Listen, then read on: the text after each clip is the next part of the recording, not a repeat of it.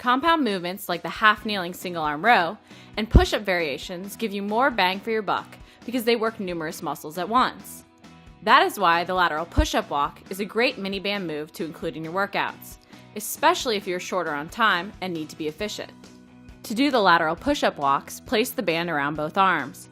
The closer to your elbows the band is, the easier the move will be. Then set up in a plank position with your hands about shoulder width apart. You want a nice straight line with your body from your head to your heels. Beginners may want to do this from their knees or even on an incline. Keeping tension on the band, perform a push-up, dropping your chest as close to the ground as possible. Push back up to the top and then step one hand out to the side.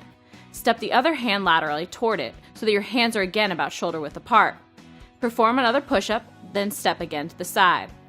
Depending on how much space you have, you can either move a few steps one way before coming back, or you can step to one side and do a push-up and then step back to the starting position and perform another.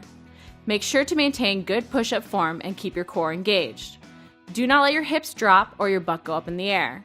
You want to make sure you don't feel this move in your low back. You can also do push-ups from your knees and then step to the side on your knees, or lift up onto your toes to step to the side. Beginners may also want to place their hands up on an incline or remove the push-up and just perform a lateral walk. They may even want to do the movement without a band.